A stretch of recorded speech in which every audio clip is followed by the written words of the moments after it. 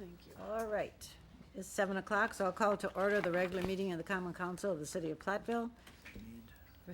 Excuse me, for Tuesday, June 9th, 2015 at 7 PM, and we'll start with roll call. Ken Killian, Here. Eileen Nichols, Here. Amy Seaboth Wilson. Here. Mike Den, Here. Barbara Doss. Here. Barbara Stackhausen. Here. And Tom Knoll. Here.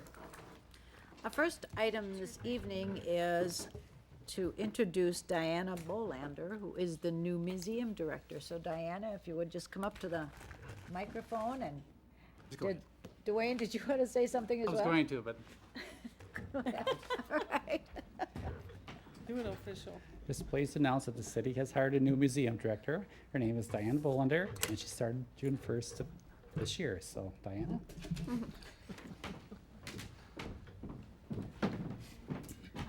Thank you, Dwayne and Eileen. It's an honor to be here. I'm really excited to be the new director at the Mining Museum and Rolla Jameson. I'm really excited to get you all excited about the Mining Museum and Rolla Jameson too in weeks and months to come. But I'll keep it short. I just started on June 1st, like you said, and I came from Beloit, and now I'm here. We're moving here shortly, so we'll be new citizens of Platteville, Plattvillians. All right. So we're happy to be here, and we'll see you soon at the museum. Welcome. Thank you. Next item is consideration of the consent calendar. The following items may be approved on a single motion and vote due to the routine nature of previous discussion. Please indicate to the council president if you would prefer separate discussion and action. First item is minutes from the May 26th and May 26th regular meeting and May 30th special meeting. B is payment of bills in the packet. Financial report is in your packet. Appointments to boards and commissions, and this evening, the appointments are to the Roundtree Gallery Board, Grace Ann Bakken, and to the Tourism Committee, Matt Zielinski, Angie Donovan, Terry Malliott, and Deb Jenny.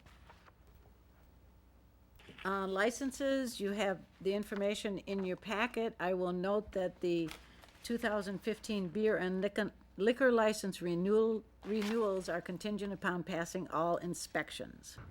So that should be noted for the general public. So we have the annual fermented malt beverage and intoxicating liquor license renewals, the temporary Class B fermented malt beverage to the Platteville J.C.'s at Legion Park for July 4th, 1 year and 2 year operator's license, and the last thing is a junk dealer license. Is there a motion?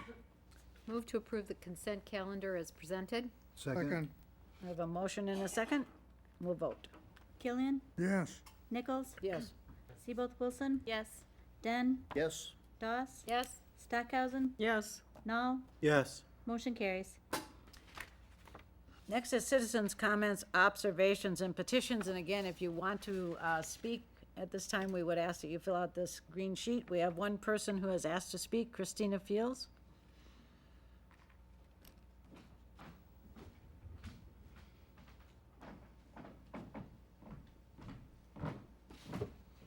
Good evening, Alderwomen. I'm Christina Fields. I am the chair of the Community Safe Routes Committee. And you saw me here about a month ago. We were talking about sidewalks along Business 151.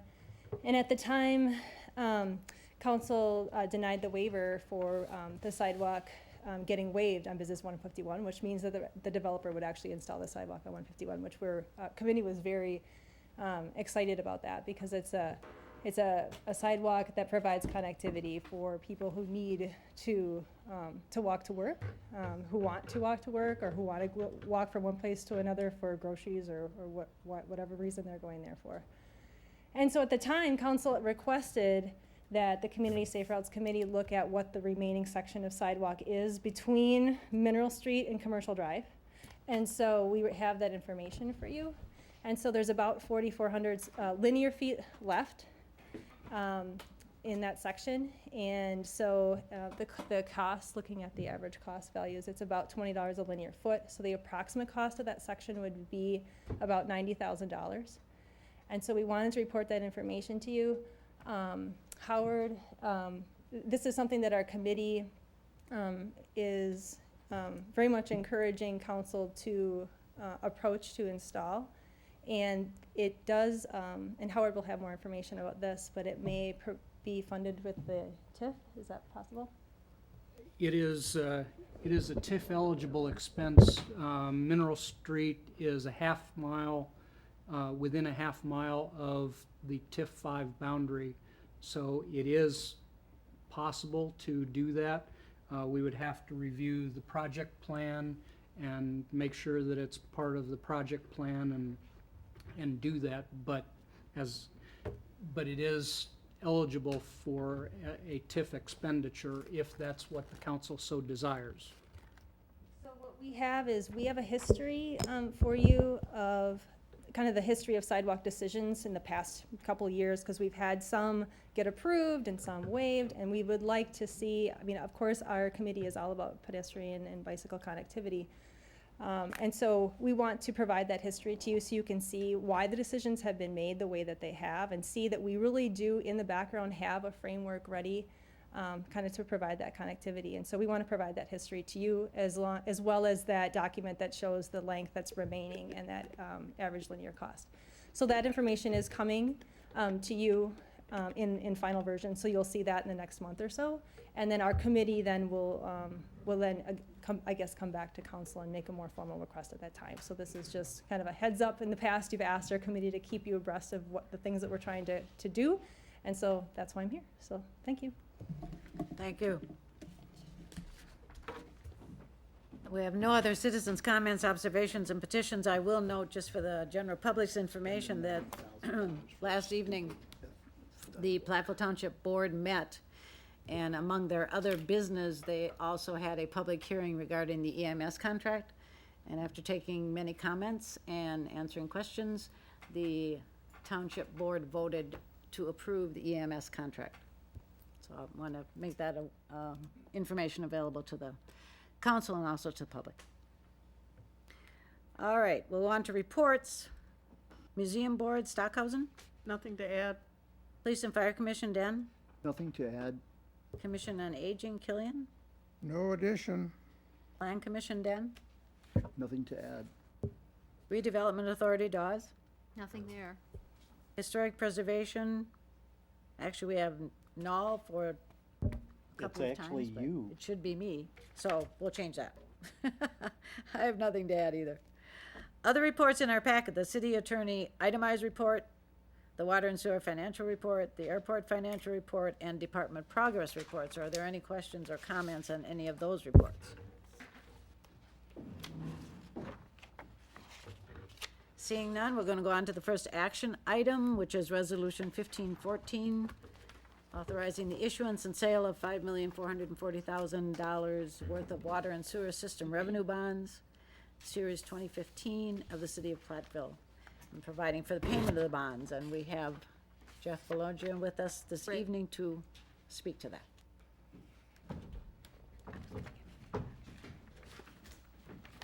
Good evening, everyone, and I appreciate the opportunity. Good news. We have some incredible rates, I think, when we look at our 20-year debt for our water and sewer system revenue bonds. Before I get to those, also congratulations once again. If I think everyone might have at least had an opportunity to take a peek at the credit report from Standard & Poor's. I certainly want to thank Valerie and Dwayne for their excellent effort with respect to this, and for their work on our conference call with Standard & Poor's during the rating process. You know, a lot of times, I don't think citizens, and sometimes maybe even our elected officials, understand how good they have it in terms of who works for them. And I've been around 34 years, and certainly Dwayne's almost as old as me, and he's been around a while and very good. But I'm also impressed with Valerie at being as young as she is, and how intimately she knows the utilities and that work. So all I can get you guys is an attaboy and an attagirl, but you know, for whatever, I do appreciate what you've done. We received an excellent AA- rating on our utility bonds, and certainly you're to be commended. Anytime you get a utility into a AA category, you're doing something right. And it was my privilege last night to meet with Water and Sewer and to discuss those things They had excellent questions with respect to that operation and what they should do going forward, which I liked. It was very proactive. We talked about things, about our rates, reviewing our rates, which Valerie has done and been on top of. And those are all things that came across in the rating analysis and the call that led us to, maintain this defined AA- credit. So with that, I also had passed out to you, it's actually just 2 sheets. I tried to condense as much of it on page 1 as we can, but I'd like to give you your details, if you will, with respect to our issuance. We had originally thought we were going to need $5,440,000 to get everything done in terms of a par amount with respect to not only paying off our $4.1 million of notes that are coming due, but are also roughly $1,068,000 in new projects that we're doing, then fund the required reserve. This market being as it is, the municipal marketplace, you've got bond purchasers who are willing to pay fair amounts of premiums in on the bonds. A premium is any time you buy a security or anything else and pay more than its real value. So for every $1,000 that we were selling, holders on the long end of these, meaning the maturities that are out 15 years through 20, said, "Oh, the yields are a little low for me. I don't want that to be the coupon on the bond. Let me pay in some premiums and give me a little bit higher coupon." And we say as an issuer, the city says, well, that works fine for us because we get that money and it really doesn't really change our net effective rate. But it does put some more cash into the pot, if you will. Now, if you look up top, you'll see that the purchase price for our $5,425,000, issue size dropped by $15,000, but we're getting $5,535,096.60, which is a premium over and above what we're offering of $110,096.60. That's all nice. We will use that. In part of the marketing strategy, and we discussed this last night with Water and Sewer, we created what is called a first coupon or a first interest payment yet this year. So we have you were paying on dates of 11/1 and 5/1, and I know that bondholders really like when they buy their bonds to see an interest payment on that sooner than 12 months, which makes them more eager to buy our bonds as opposed to somebody else's that is 12 months out. See all these little kind of things we use, but to our advantage, of course. And Valerie assured us that we would have had the $63,000 to make that payment. However, she doesn't need to worry about that now because she's going to end up with at least $100,000 in the debt service fund for the 11/1 payment and then partially for part of the 5/1 payment next year. So all that being said, we end up with what is called a cost of our money, a true cost, which means all costs, all expenses in at a 3.402% for a 20-year revenue bond. Pretty good. Really very good. Haven't been too many markets where it's been much lower than that. So I think if I look back, probably the best market we've seen in the last 25 years, we might be somewhere around a 3.25. So we're probably about 15 basis points off what I think was at least a historical market that we would have had access to. So then further, what I have is a comparison of our AA minus versus really an A plus and an insurance AA insurance policy. Dillon, Montana. You try to find comparables that are Wisconsin credits that are bank qualified. There are no revenue bonds out there that are bank qualified. We've got big revenue bond issues, but they're in excess of 10 million, so they're not bank qualified, so it's not an apples to apples comparison. Their rates would be higher. I'd like to use one, but I wouldn't be being fair and honest to my clients if we looked at that as a credit. Which means Dillon, Montana paid some money to get them bumped from an A plus to a AA minus to a AA. Okay, so they bumped 2 grades up from where they are. They bumped to us and then 1 grade higher. So they actually have, in an ideal world, a little higher credit rating based on the fact that they bought an insurance policy for this, which cost them some money. So their costs of issuance are higher than yours also. But if you take a look at the yields, particularly on the short end, we're through them. And I think on the long end, the only way to explain that primarily is because it's an insurance policy. And as we get further out, you add those kinds of things on top to have credit. Part of it's also due to marketing, but you know, we're a few basis points here and there, and on the last maturity, we're basically 25 in that last maturity difference, but nothing to worry about when you look on the front end and how badly we beat them up on the short end of that scale. So, I'm happy to answer any questions that you have. Barb asked me when I came in, how do I feel about it? I felt pretty good. I was smiling. I enjoyed the drive here and was hoping I'd get here in time, because you never know, coming through the Beltline in Madison. Looking the other way, it was miles and miles of traffic standing, and I'm thinking, oh, please, God, don't do this to me. I had good sailing, so. Questions? Jeff, is this callable then? We do have a call feature in it, and it's the last 10 years are callable at our discretion. I've never done an issue for you where we don't have a call feature.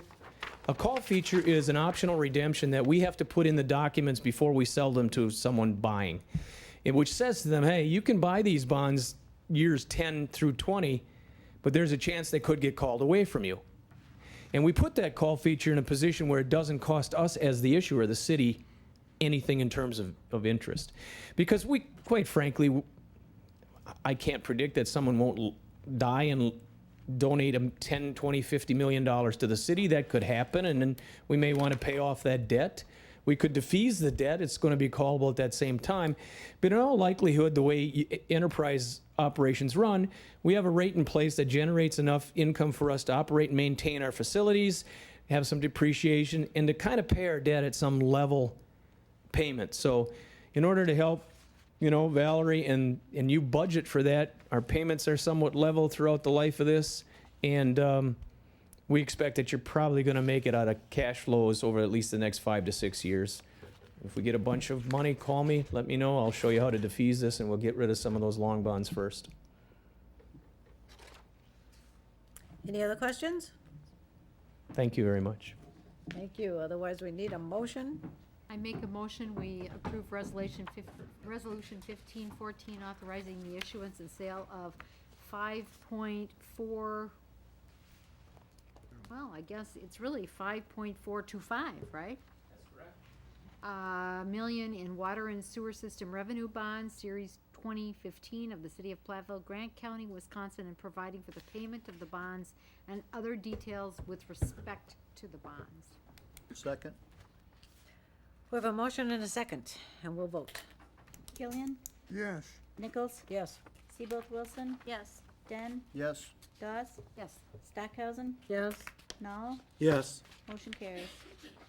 Next item is adoption of the Platteville Emergency Operations Plan. We had that in our packet for our information and discussion last week or 2 weeks ago. Does anyone have any questions on that? Not, a motion would be in order. I make a motion to adopt the Platteville Emergency Operations Plan as presented. Second. We have a motion and a second. We'll vote. Killian, Yes. Nichols, Yes. Seabolt Wilson, Yes. Den, Yes. Dawes, Yes. Stockhausen, Yes. Nall, Yes. motion carries. Under information and discussion, the first item is contract 814, the Platteville Industry Park Infrastructure Improvements. Howard? Okay. I need to make a correction to my staff memo. It is in fact 8-14, not what I have in here, and I'll correct that for last time. This is for our industry park improvements out in the new 39-acre parcel west of East Side Road. Used to belong to the Rosemeyers. We got EDA money to pay for up to half of the cost of this project. We had 9 bidders. The apparent low bidder is Measy Construction of Sauk City. We have a base bid and 4 alternates. We're recommending that we do alternates A through C so that we can be within a budget of approximately 1.4 million. That would allow us money for our engineering contract and for any contingencies that we may have. Measy Construction performed the contract at the airport last year, and all reports say that they did a fine job. We've checked with other references, and they also very encouraged with Measy Construction and the jobs that they've done. The bid award is also subject to approval by EDA. So at next meeting, we'll be recommending award of contract 8-14 to Measy Construction, including alternates A through C, contract price of a little over $1.3 million. Questions? The pond, is the pond part of this? I didn't see it. Is that the grant paying for that, or could you explain that? Okay. The pond at the bottom. In the base bid, what's happening is we're taking that existing stormwater management pond on what you would consider the southwest corner of Evergreen and East Side Road. We're going to be expanding that pond to the west in order to handle not only the existing part of the industry park that it's already serving, but this new 39-acre portion. So we're just going to expand what's already there. My question, is that part of the money that's being asked for? Yes, that's part of the base bid.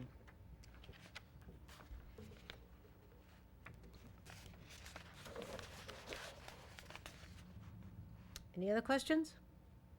And then the pond in the future, will the people, companies that buy a lot, will they be paying into the cost of the pond a share?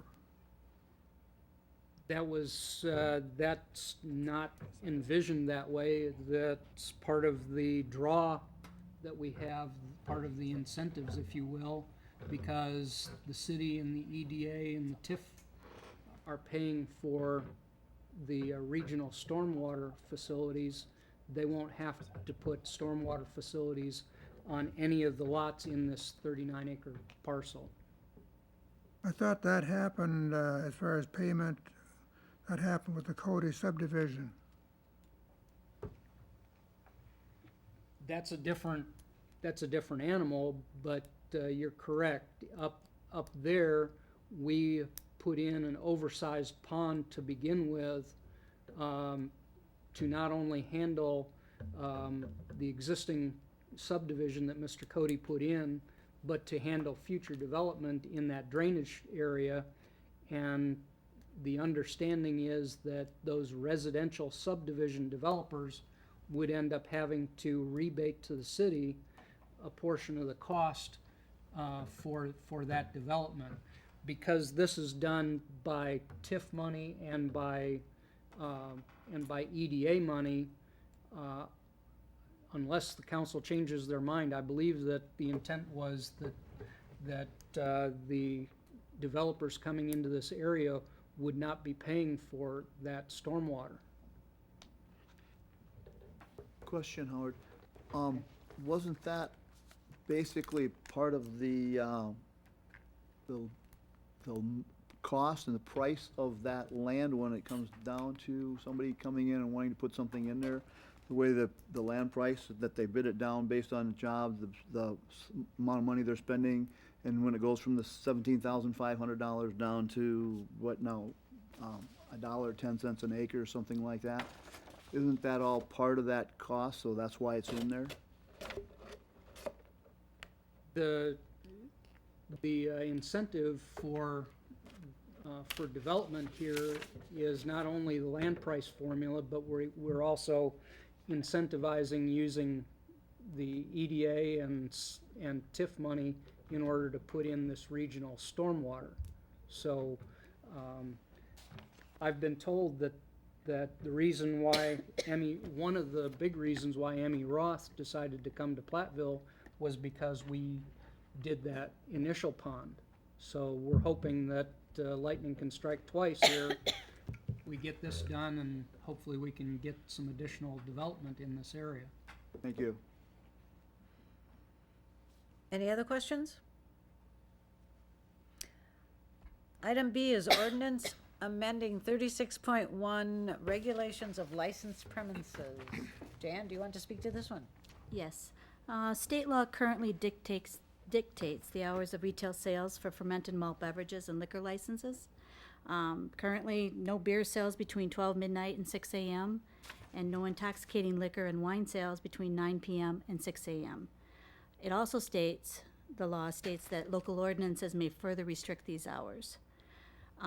We do further restrict the hours for fermented malt beverage sales from 6 a.m. to 8 a.m. So, but we don't address the intoxicating liquors and wine. The License Committee met and recommended that the ordinance be changed to follow state law rather than further restricting the hours of the retail sale of fermented malt beverages. So what it would end up being would be 12 midnight to 6 a.m. for beer and 9 p.m. and 6 a.m. for intoxicating liquors. Okay. So my question, I'm not on the committee. My question is, did this come up internally, or did this come up as far as a complaint by somebody that they couldn't buy? In the, go ahead. Internally. Well, Internal. Yeah, I'd say it's Also- internal. and that's fine, but also I've had friends that have, like mini stores, and they say, how come guys that work third shift can't come in and buy a beer? Because they're getting off, the time frames don't work. Why not make it a little bit different?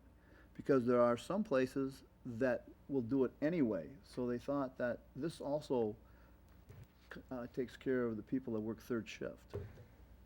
They couldn't buy beer, but they could buy wine or liquor. Right. Just didn't make sense. No, not at all. And it's been within the last few years that the beer sales even changed from, it used to be 8 o'clock in the morning, and it changed statewide to 6 a.m. And at that time, I had one gas station ask if they could sell it at 6, and I had said no, because we can further restrict it, and we have that in our ordinance, so. Any other questions? So this applies to all establishments that are licensed to sell? Yes. Yes. Yep.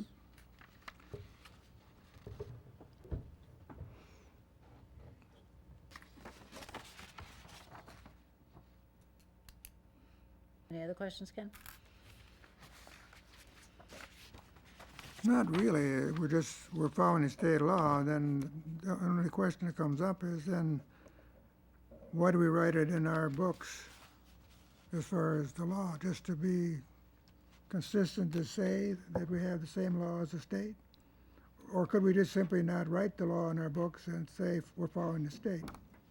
Well, what I've suggested here is just saying that the premises which have been granted licenses shall be subject to opening and closing hours as set forth in Chapter 125 Wisconsin statutes. That way, in the future, if state law changes, ours would automatically change then too. My question is, why do we write the law to begin with? Oh, you mean the Since it's the same. Aren't you required to have an ordinance? Is it If we required don't that have you an have to ordinance, then you write one? can't, then you can't sell it. No, there's more than just one, this, on the actual ordinance here, there's probably 8 different regulations that we have. It's just clearer for anyone when they're looking at it. When they ask about opening and closing, we can just say it's set forth in statute. I mean, it's totally up to the council as to how they want to put it in here. This was just our recommendation. Just simplifies the whole thing. All right. Next item is rezoning 255 East Side Road. Joe? Okay, the property at 255 East Side Road, it's the southeast corner of East Side Road and Means Drive. It's a vacant parcel that's for sale. It's currently zoned a combination of R3 multifamily residential and B3 highway business. The owners of Allegiant Oil are interested in purchasing that property. They would like to locate basically their distribution facilities on that property, propane tanks, as well as in the future their fuel oil and gasoline tanks for their service stations. The current zoning doesn't fit that use, so they're proposing rezone to M2, heavy manufacturing. That would be a permitted use in that district. They don't actually need the entire parcel, so at some point they would probably divide that off and sell some to somebody else. They're still working on the plans. But the M2 zoning actually fits the comprehensive plan designation much better than the current zoning, and it also fits better with the surrounding industrial properties. So based on that, staff does recommend approval, and the Plan Commission has also recommended approval. Any questions? Questions from anyone? Some of that storage is underground, is that correct? Initially, their initial rush right now is they have a propane tank that they need to get in place before fall. That will be above ground. Their future addition, they would construct a small office building, and there would also be a building that would house the transfer for fuels. Those tanks would be underground. They basically pull into the building, fill up the trucks, and then pull out the building the other side. So you would see the building, you wouldn't see the actual tanks. Those other fuel tanks would be underground.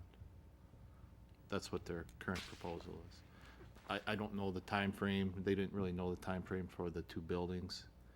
It would be in the future, but like I said, right now they need a spot for the propane tanks before corn drying and heating season hits. My next question is, how close can propane tanks be to businesses? Like it's right by Kmart, and then if you go out to Dr. Masty's office area, the tank, you look out the window and see the tanks. How close can these tanks be to businesses?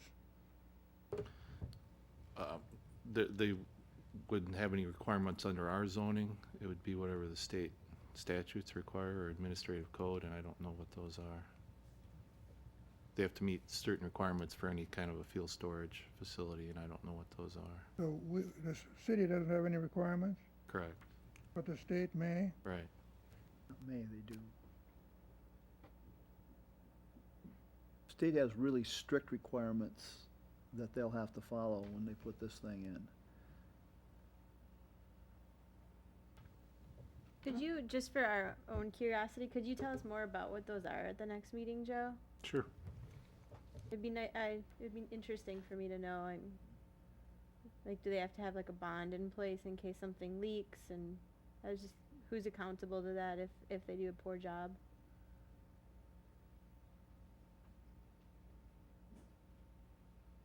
Other questions? Are the residential folks gonna have a complaint? Isn't there a couple of houses there and that mini farmette? Yeah, East Side Road. I met with, I don't remember the lady's name, but I met with the lady across East Side Road, and she came and asked some questions, and she seemed satisfied. So I think she was more concerned with where the driveway was going to be as far as the trucks entering and leaving the site. Here's another question. How do you like appraise or value a bunch of gas tanks? Like, is that going to create good tax revenue, or is it? I don't even know. I have no idea. Is this similar to the transfer station that Allegiant has in Lancaster? You That know? would be my guess. I've never seen theirs, but I know they have one in Lancaster. So I think that question could easily be answered. Yeah, could we look at the assessment for a comparable?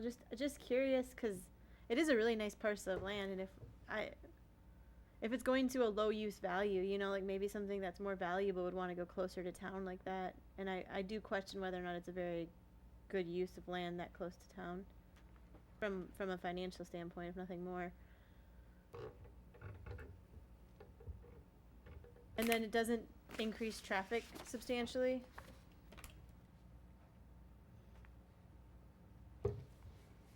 Or do we know how many trucks a day are coming through? Did you say that? I don't think I heard that, but I could have missed it.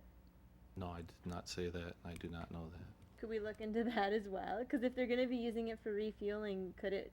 I don't know. It's a pretty small chain, I would think, but I wouldn't know how many trucks a day to expect and what size they will be. Joel, help me out here, please. That is an industrial park area, correct? Correct. Okay. Whether it's got one truck or 50 trucks, it's an industrial park area. That's what it's for.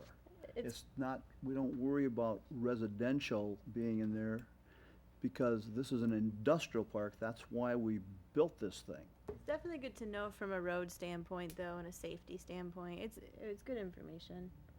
I mean, that's fine, but it's not pertinent to the use of the industrial park.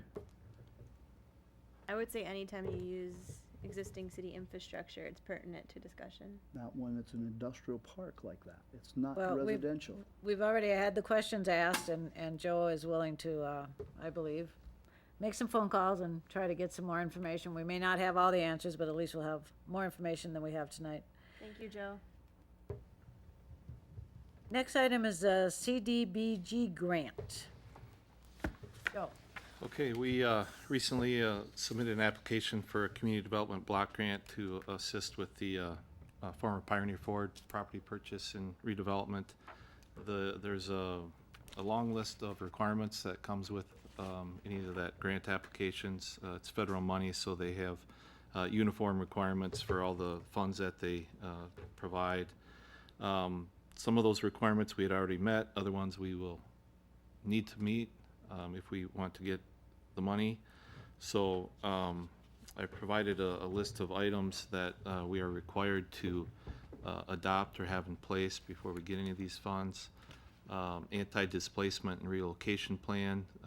That's basically if we have a project, either this project or any future federal funded project that requires the relocation of any businesses or tenants, we have to have a plan that says how we're going to go about that.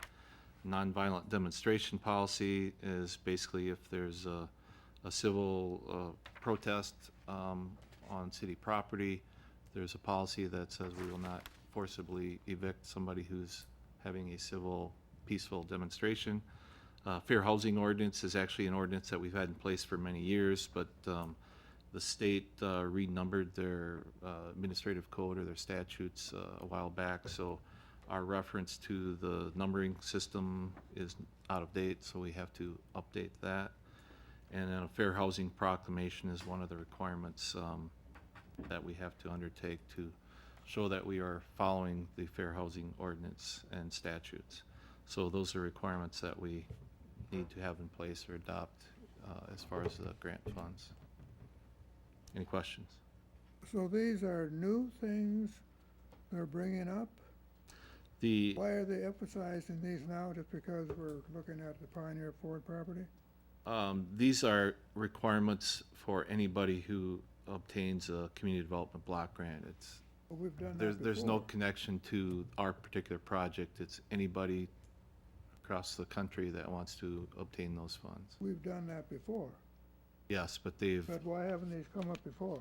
because they've changed their requirements.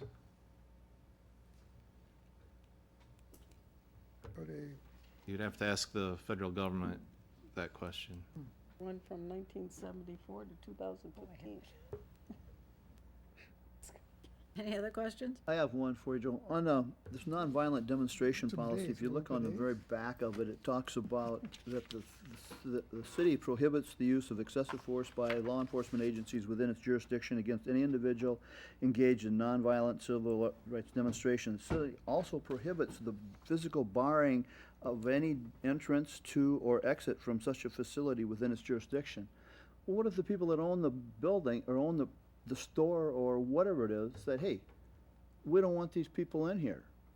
They own it, they can determine who they want in. What's gonna happen when Doug says, I'm sorry, we have to let them in even though they want, you don't want them in your private property? This only applies to the city-owned property.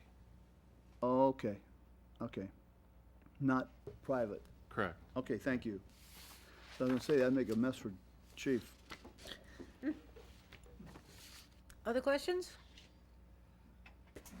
All right, we have a closed session scheduled for this evening, and just for the public's information, we will be having a motion. We will go into closed session. We will be doing that downstairs in the city manager's office because we need to teleconference with our attorney.